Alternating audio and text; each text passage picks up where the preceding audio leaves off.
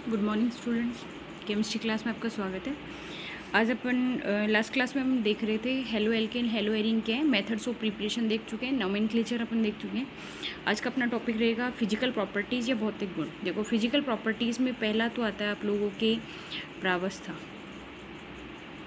प्रावस्था से मतलब है कि सॉलिड है, लिक्विड है, गैस है। तो आपको इसमें इतना ही रखना है, C1 to C5 गैस है, C6 to C11 लिक्विड हैं, और हायर जो मेंबर होते हैं वो कैसे होंगे, सॉलिड होंगे। कोई नहीं पूछेगा। इसके बाद में आती है इनकी डेंसिटी, घनत्व। घनत्व की अगर बात कर रहे हो तो ध्यान रखें MW यानी मोलिकुलर मास बढ़ेगा तो डेंसिटी बढ़ेगी, ठीक है।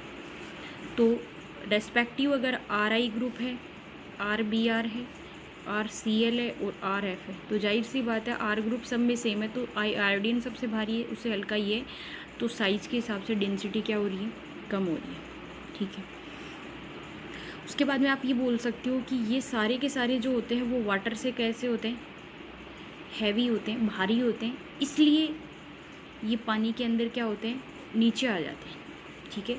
कभी आपने इसे सुना होगा कि पेट्रोल या डीजल की जो आग होती है वो पानी से नहीं बुझती। उसका रीज़न क्या होता है कि पेट्रोल डीजल ये क्या होते हैं, R ग्रुप की चैन ही तो होती है, भारी होने की वजह से पानी वापस ऊपर आ जाता है, इसलिए क्या हो जाती है, सॉरी पेट्रोल डीजल जो होते हैं वो इनसे हल्के होते हैं, है ना, इसलिए वो वापस से पानी की सरफेस पे आ जाते हैं, इसलिए अगेन दोबारा से वो ट्रेजेडी शुरू हो जाती है। लेकिन ये क्या सोल्यूशन होते हैं, भारी सोल्यूशन होते हैं जो नीचे बैठ जाते हैं,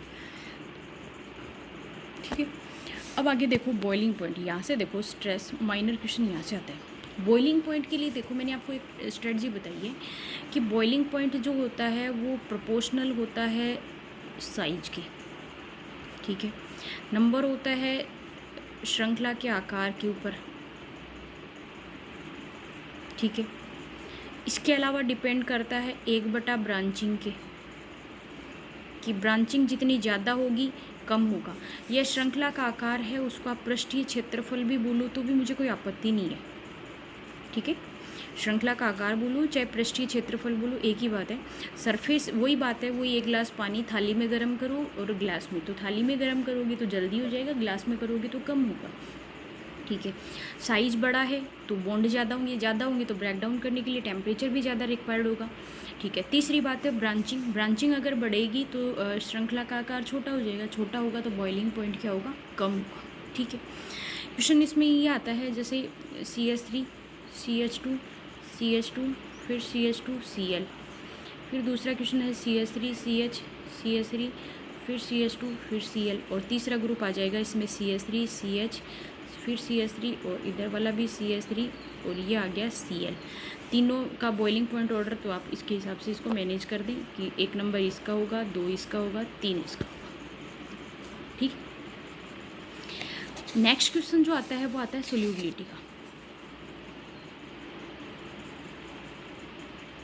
देखो सोल्यूबिलिटी के लिए अपन ये देख रहे हैं कि सोल्यूबिलिटी का जब टर्म पढ़ रहे हो, ठीक है, सोल्यूबिलिटी टर्म जब पढ़ रहे हो तो सोल्यूबिलिटी के लिए पहली बात तो मैंने यही बोल दी थी, RX बॉन्ड की स्ट्रेंथ की वजह से ये सोल्यूबल नहीं होते, पर जो भी पार्शियली सोल्यूबिलिटी इसकी बचती है पढ़नी तो पड़ेगी।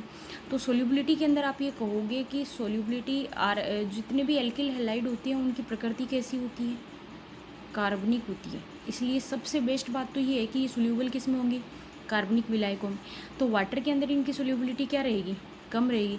दूसरी R जो ग्रुप होता है वो कैसा होता है, चिकनाई वाला ग्रुप होता है, तो R ग्रुप का अगर साइज बढ़ेगा तो चिकनाई बढ़ेगी, चिकनाई बढ़ेगी तो सोल्यूबिलिटी क्या हो जाएगी, कम हो जाएगी। फिर R ग्रुप का साइज कब बढ़ता है, जब श्रृंखला का क्या बढ़ता है, आकार बढ़ता है। और R ग्रुप का साइज छोटा कब होता है, जब ब्रांचिंग क्या होती है, ज़्यादा होती है। ये फैक्टर जस्ट किसका उल्टा हो गया है, बॉइलिंग पॉइंट का उल्टा हो गया है। कौन से वाला, सोल्यूबिलिटी वाला फैक्टर, कि साइज R ग्रुप का छोटा होना चाहिए। छोटा आकार कब होगा, जब श्रृंखला का आकार भी छोटा होगा। ब्रांचिंग अगर ज़्यादा होगी तो आकार छोटा होगा, छोटा होगा तो सोल्यूबिलिटी कम होती जाएगी। ये सारे फैक्टर्स आते हैं, किसके लिए आते हैं, एल्किल हैलाइडों की क्या देखते हैं अपन जब सोल्यूबिलिटी देखते हैं, विलेयता देखते हैं, ये सारों में। यहाँ से क्वेश्चन या तो सोल्यूबिलिटी से पुट आउट होता है या फिर किससे होता है, बॉइलिंग पॉइंट से क्वेश्चन आता है, ठीक है। नेक्स्ट देखो, अपने ये देखा है कि जो एल्किल हैलाइड होते हैं उसके अंदर 3-4 तरह की अभिक्रियाएँ आएंगी। तो सबसे पहले मैंने आपको ये बताया था आरक्स बॉन्ड, बॉन्ड निकलेगा, ये ए माइनस और ये पॉजिटिव। यहाँ से निकलने वाला जो सब्सटीट्यूएंट है वो किसके फॉर्म में निकल रहा है, एन यू माइनस के फॉर्म में निकल रहा है। इसका मतलब ये कौन सी अभिक्रियाएँ देंगे, नाभिक स्नेही प्रतिस्थापन अभिक्रियाएँ देंगे, ठीक है। नाभिक स्नेही प्रतिस्थापन अभिक्रियाएँ देंगे। नाभिक स्नेही प्रतिस्थापन अभिक्रियाओं को शॉर्ट में एसएन रिएक्शन बोला है, न्यूक्लियोफिलिक सब्सटीट्यूशन रिएक्शन बोला जाता है। एसएन रिएक्शंस दो प्रकार से होती है, एक होती है SN1 और दूसरी होती है SN2। टॉपिक को ध्यान दें, 99.9% क्वेश्चन इसी टॉपिक से आएगा, पीछे के क्वेश्चन से बहुत कम चांस बनता है। आरक्स यौगिक बॉन्ड ब्रेकडाउन होने के टाइम में न्यूक्लियोफाइल आता है, इसी के ऊपर आकर के कोई दूसरा जुड़ता है। इसलिए मैं ये कह रही हूँ कि अभिक्रियाओं के दौरान अदला बदली जब हो रही है, सब्सटीट्यूशन जब हो रहा है, तो न्यूक्लियोफाइल का हो रहा है, एक्स माइनस आ रहा है, आने वाला भी माइनस का होगा, जाने वाला भी माइनस का है, तो ये देता है नाभिक स्नेही प्रतिस्थापन अभिक्रियाएँ देता है। इनको आप शॉर्ट में न्यूक्लियोफिलिक सब्सटीट्यूशन रिएक्शन कह सकते हो। एसएन रिएक्शंस दो तरह की होती हैं, एक होती है SN1 अभिक्रियाएँ, दूसरी होती है SN2 अभिक्रियाएँ। एल्किल हैलाइडों का अभिलाक्षणिक गुण होता है नाभिक स्नेही प्रतिस्थापन अभिक्रिया, ठीक है। यहाँ तक नाभिक स्नेही प्रतिस्थापन अभिक्रियाओं में जो ग्रुप निकलता है उसको अपन बोलते हैं लिविंग ग्रुप, निकलने वाला ग्रुप, और जो आएगा उसको अपन बोलते हैं अटैकिंग ग्रुप। सबसे पहला क्वेश्चन ये पूछा जाता है कि नाभिक स्नेही प्रतिस्थापन अभिक्रियाओं के प्रति एल्किल हैलाइडों की क्रियाशीलता क्या होगी। तो आप याद रखें, सबसे ज़्यादा क्रियाशीलता RI की होती है, उसके बाद में RBr की होती है, उसके बाद में RCl की होती है, और उसके बाद में होती है RF की। क्लियर करना चाहूँ मैं तो मैं बता दूँ, सबसे मजबूत बंद ये होता है और सबसे कमज़ोर बंद ये होता है। जितना जल्दी बंद टूट जाएगा अदला बदली उतनी ही अच्छी हो जाएगी। आई रिपीट माई वर्ड्स, सबसे स्ट्रॉन्ग बॉन्ड है, इजीली ब्रेकडाउन नहीं हो पाता है। इसलिए क्या होता है, ब्रेकडाउन नहीं हो पाने की वजह से क्या होता है कि रिएक्शन अच्छे से नहीं हो पाती। ये वीक बॉन्ड है, इसलिए इजीली ब्रेकडाउन हो जाएगा, और इजीली ब्रेकडाउन होने की वजह से सबसे ज़्यादा रिएक्टिविटी इसकी, फिर इसकी और सबसे कम इसकी होती है, ठीक है। इतना आपको याद रखना है। उसके बाद में देखो, मैं शुरू करती हूँ कि आगे SN1 और SN2 क्या है। मैं आज आपको SN1 रिएक्शन बता रही हूँ, बहुत गौर से सुनना मेरी एक एक बात को। SN1 अभिक्रिया को आप हिंदी में एकाणुक नाभिक स्नेही प्रतिस्थापन अभिक्रिया बोलते हो। एकाणुक नाभिक स्नेही प्रतिस्थापन अभिक्रिया, इसका हिंदी नाम है यूनिमोलिक्यूलर न्यूक्लियोफिलिक सब्सटीट्यूशन रिएक्शन। क्यों कहते हैं, बिकॉज एक अणु से शुरू होती है, ठीक है। क्या कहा है मैंने, एक अणु से शुरू होती है, इसलिए इसको SN1 बोलते हैं। नंबर 2, दो पदों में होती है, ये एक एक बात नोट करना। एक अणु से शुरू होती है, दो पदों में क्या होती है, संपन्न होती है। नंबर 3 बात, इसका जो वेग अभिक्रिया की जो कोटि होती है, ऑर्डर होता है, आज अभी तो आप याद रखें कोटि किसको कहते हैं, उसके बाद आपको समझ में आएगा जब कभी केमिकल काइनेटिक्स पढ़ोगे। इसकी जो कोटि होती है वो कितनी होती है, प्रथम कोटि होती है, इसलिए भी इसको क्या कहते हैं, SN1 अभिक्रिया बोलते हैं। एक अणु से शुरू होती है, दो पदों में होती है, अभिक्रिया की कोटि 1 होती है, ठीक है। नेक्स्ट, अभिक्रिया के दौरान जो मध्यवर्ती बनता है वो कार्बोकेटायन होता है। कौन होता है, कार्बोकेटायन होता है, ठीक है। एक बार के लिए मुझे बताएं कि कार्बोकेटायन का जो स्थायित्व का क्रम होता है वो कौन सा होता है, 3 डिग्री, 2 डिग्री, 1 डिग्री।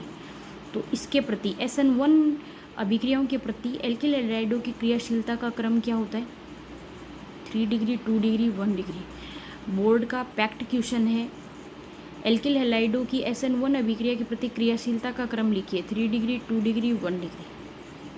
याद रखना, मार्क कर लेना, इस बात को लिख सकते हो, क्वेश्चन आता है यहाँ से, ठीक है। क्यों है, क्योंकि कार्बोकेटायन का स्थायित्व जितना ज़्यादा होगा अभिक्रिया उतनी ही अच्छे से हो पाएगी, ठीक है। अब देखो, मैं शुरू करती हूँ इसमें, बहुत एक एक चीज़ को एकदम आप गौर से देखते हुए जाना। मैं सबसे पहले मैं शुरू करती हूँ आरक्स, ठीक है। आरक्स कोई भी अभिक्रिया है जिसके अंदर आप ये ले सकते हो कि, या फिर आप ऐसे ले लो,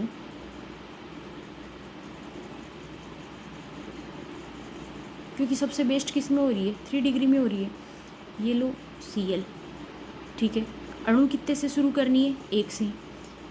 पहले पद के अंदर कौन निकल जाएगा, Cl माइनस, ठीक है। इस पद के अंदर ये पद कैसा होता है, इसका स्लो होता है।